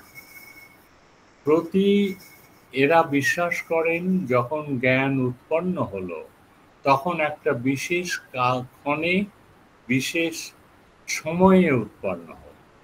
কালাবচ্ছিন্ন এবং দেশাবচ্ছিন্নে একটা জ্ঞান হলো, পৃথিবী গোল ধরে নিচ্ছি। 10 বছর পরে আমার আবার ভূগোল পড়তে গিয়ে জ্ঞান হলো পৃথিবী গোল। তাহলে এরা বলবেন ওই দেশকালাবচ্ছিন্নে যে জ্ঞানটা ছিল এই জ্ঞানটা কিন্তু সমান দেশকালাবচ্ছিন্ন, কাজে এটা অনধিগত, আগের রিপিটিশন নয়। এমনও হয় কোনো জায়গা তুমি ঘুরে এলে, ধরো কলকাতার কোন একটা পাড়া, 2 বছর থাকার পরে তুমি 2 বছর পরে যদি আবার সেই জায়গায় যাও, দেখবে আরে এটার কথা তো মনে ছিল না, এই ছোট্ট রাস্তা তো আগে ছিল না। কাজেই দ্বিতীয়বার যখন দেখবে নতুন দেশ নতুন কালাবচ্ছিন্নে, তখন কিন্তু কার্বন কপি থাকে না। আর থাকলেও দেশ কাল তো এক নেই, দেশও কালাবচ্ছিন্নে। এই তুমি নব নব রূপে এসো প্রাণে, এই নতুন নতুন রূপে এসো প্রাণে, এটা কেন হয়? ওটা হচ্ছে যে প্রতি কালে এবং প্রতি ক্ষণে দ্যাট রিমেন্স চেঞ্জিং। খানিকটা বৌদ্ধ দর্শনের দ্বারাই প্রভাবিত, কিন্তু এটা মেনলি মীমাংসা এবং বেদান্ত এরা অনধিগতর উপর জোর দিয়েছে। এখন দেশকাল মানলে তো জোর যদি কেউ দেন, আমাদের তো কিছু বলার নেই। ওরা প্রমাণ করে দেবে যে অমুক দেশে অমুক কালে যেটা আছে, এখন যেটা দেখছি এটা প্রত্যভিজ্ঞা হতে পারে, স্বয়ং দেবদত্ত টাইপের। তো দুটো দেবদত্ত এক তো নয়, নাহলে প্রত্যভিজ্ঞা হবে কি করে? ওই দেবদত্ত 10 বছর আগে অন্য বেনারসে দেখেছে, আর এই দেবদত্তকে 10 বছর পরে কলকাতায় দেখছে। কাজেই স্বয়ং দেবদত্ত বলতে পারি, কিন্তু দিস দেবদত্ত is completely different from other one, অনধিগত। এগুলো তাদের যুক্তি। বেদান্ত পরিভাষাকার মোস্টলি ইনফ্লুয়েন্সড বাই মীমাংসক, তিনি প্রমাণ লক্ষণে এটা দিয়েছেন। হ্যাঁ বলুন। হ্যাঁ স্যার, ওটা তো ওই কুমারিল ভট্টের অজ্ঞাত থেকে ওটা পাওয়া, কিন্তু স্যার আমি বলছি এটা ন্যায়ের ক্ষেত্রে কি মানে যায়? ন্যায় মানবে না, কারণ দেবভূষণ চট্টোপাধ্যায় স্যারের বইতে পড়তে গিয়ে আমি দেখেছি অন্নবদ্র পদটা মানছে না। তাহলে কি স্যার, কিন্তু স্যার এখানে যে নভেলিটির যে কনসেপ্টটা তাহলে তো থাকছে না ন্যায়ের দিক থেকে, আমি সেটা বলতে চাইছি স্যার। ন্যায়ের দিক থেকে দেখো, ন্যায়কেও অনেকে উড়িয়ে দিতে পারে। কারো তো প্রপার্টি সত্য, ট্রুথ, যেটা truth is not a permanent one. ন্যায়ের কাছে যেটা ট্রুথ, বেদান্তের কাছে সেটা ট্রুথ নয়। যার জন্য তারা নতুন নতুন তথ্যের কথা বলে, ব্যবহারিক সত্তার কথা বলে, পারমার্থিক সত্তার কথা বলে, প্রাতিভাসিক সত্তার কথা বলে। ন্যায় তো এসব বলে না। কাজেই ন্যায়ের কথাটাকে সবাইকে মানতে হবে, বা মীমাংসার কথা ন্যায়কে মানতে হবে, হ্যাঁ মানা যায়, সেই রকম যুক্তি তর্কের অবতারণা। যদি যুক্তি দিয়ে দেখাতে পারি যে মীমাংসা মিথ্যে কথা, মীমাংসার যুক্তি the decision has no solid foundation, তাহলে ন্যায় জিতবে। তার জন্য তো যুক্তি বার করতে হবে। এই মুহূর্তে তো রেডিমেড যুক্তি আমার কাছে নেই যে আমি বললাম মীমাংসা যা বলেছি ভুল বলেছি। তবে if we think over it together, you can get some point to refute the view. এই জন্য তো ফিলসফি কখনো বদ্ধ জলাশয় নয়, বাড়তেই পারে। তুমি লেখো না একটা পেপার কালকে যে ন্যায়ের দৃষ্টিতে মীমাংসকের অনধিগতত্ব বিচার, দেখো অনেক যুক্তি তুমি। হ্যাঁ স্যার ওইটা লিখবো, বিশেষ করে ন্যায়মন যদি পড়ো তুমি অনেক ফেভারেবল যুক্তি পাবে। হ্যাঁ স্যার ওটা লিখছি, মানে ওটার উপর কাজ হচ্ছে, আমি ওই জিনিসটা একবার ক্লিয়ার করে দিলাম। ওটার উপরে পাবে নিশ্চিত। হ্যাঁ, আর স্যার ওই যে সিসাদ হইসা ওই জায়গাটা তো আবার মানে পুনরায় যে বিষয়টা আসছে সেখানে তো ওইটা যাচ্ছে না, সেই দিক থেকেও তো স্যার বলা যায় নাকি স্যার? কোনটা বলো? ওই অনধিগত যে হ্যাঁ হ্যাঁ অনধিগত পদটা তো আমি এই জায়গাতে অনধিগত প্রসঙ্গে বলিনি। তুমি যেটা, ওরা তো অনধিগত মানছে না, ওরা তো না সবই স্যার অধিগত। ওরা তো হ্যাঁ ওরা তো প্রমাণ সম্প্লব মানছে, যেটাকে প্রত্যক্ষ করেছো সেটাকে অনুমান করতে পারো। একই জিনিসকে one time you know by perception which is followed by inference। তোমার যদি সীসায় ধৈষা থাকে, অনুমান করার ইচ্ছা হয়, যেমন ধরো পর্বত বর্ণিমান ধুমা, পাহাড়ে আগুন আছে, তুমি তো প্রথমে অনুমান করলে, দিয়ে মনে হলো আমি যাই না দেখি ওখানে সত্যি আগুন আছে কিনা। তোমার ইচ্ছেই তো আমি বাধা দেব না। তুমি রাস্তা দিয়ে চললে পাহাড়ে, ওই দিক থেকে ফায়ার ব্রিগেড গাড়ি এসে বললো পড়ে যাবেন না, আগুন লেগেছে।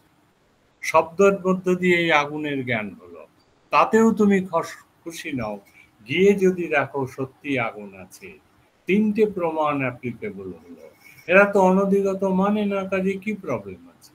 একই আগুনকে তিন ভাবে দেখলে কেমন? ঠিক আছে, এখানে সীসা দৈসার উপর নির্ভর। এবারে অন্যরা যদি কেউ কিছু জিজ্ঞাসা করেন একটু। Thank you. আমাদের সঙ্গে বিশ্বভারতী থেকে আছেন Subhrajyoti.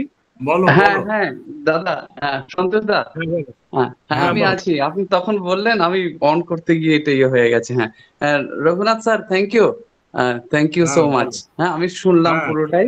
Yes yes, but sir I just have to add, is it audible to you? হ্যাঁ ইয়েস। হ্যাঁ হ্যাঁ হ্যাঁ, আমি জাস্ট একটা কথা অ্যাড করি, যেটা আপনি বললেন বেদান্ত প্রসঙ্গে। হ্যাঁ, শব্দ প্রমাণের যে একটা প্রাধান্য, হ্যাঁ, আর ওইটা যে রিপিটেটিভলি আসার যে একটা ব্যাপার। তবে স্যার আমি দেখেছি যে বেদান্ত জিনিসটাকে কিন্তু একটা কন্ডিশন সহ ওটাকে ওয়ার্কআউট করে। সেটা হচ্ছে যে চিত্তটা শুদ্ধ হলেই কিন্তু শব্দ প্রমাণের দ্বারা শব্দ প্রত্যক্ষ ইত্যাদি এটা হতে পারে। হ্যাঁ, তা না হলে মানে শব্দ প্রমাণকে যেভাবে প্লেস করা হয়েছে, সেই জায়গায় কিন্তু ওই কন্ডিশনটা কিন্তু সবসময় অ্যাপ্লিকেবল। আর এই যেটা শঙ্করের থেকে শুরু হচ্ছে বা বাদরায়ণ থেকে শুরু হয়ে এসে, আমি যেটা আমার অবজারভেশনে, যে বেদান্ত সারে যখন অধিকারীর লক্ষণ ব্যাখ্যা করছেন সদানন্দ, তখন উনি এমন একটা স্ট্রিনজেন্ট অধিকারীর লক্ষণ প্লেস করছেন, হ্যাঁ, যে ওই চিত্ত শুদ্ধির ব্যাপারটা এত স্ট্রংলি লোকেটেড, সেটা না হলে কিন্তু শব্দের সেই প্রাধান্যটা থাকছে না। হ্যাঁ, এটা একটা আমার অবজারভেশন স্যার। আমার মনে হয় সেটা। আদারওয়াইজ শব্দ ঠিক আছে, কিন্তু তার সঙ্গে কন্ডিশন একটা থাকার জন্য আমার মনে হয় সিস্টেমে ওটা অ্যাকোমোডেটেড হয়েছে ইন এ সার্টেন ওয়ে। হ্যাঁ, আপনি বলবেন স্যার এটা। হ্যাঁ, আমি অধিকারীর লক্ষণ প্রথমে অনুবন্ধ চতুষ্টয়, যে কোনো শাস্ত্র পড়তে গেলে কে তা পড়ার এলিজিবল, এটা আমাকে ব্যাখ্যা করতে হবে। বেদান্তের যা এলিজিবিলিটি যার থাকে, ন্যায় তার নাও থাকতে পারে, আবার ন্যায় যা এলিজিবিলিটি বেদান্তের নাও থাকতে পারে। এখন তোমার বক্তব্য যে এখানকার যে এলিজিবিলিটি ক্রাইটেরিয়ান, ওইটা না থাকলে, চিত্তশুদ্ধি না হলে, সম দম উপরতি সমাধি এগুলো যদি না থাকে, এবং সেখানে শ্রদ্ধা একটা কথা আছে, গুরু বেদান্ত বাক্যে শ্রদ্ধা থাকতে হবে, না হলে কিন্তু বেদান্তের ধারে কাছে যেতে পারবে না।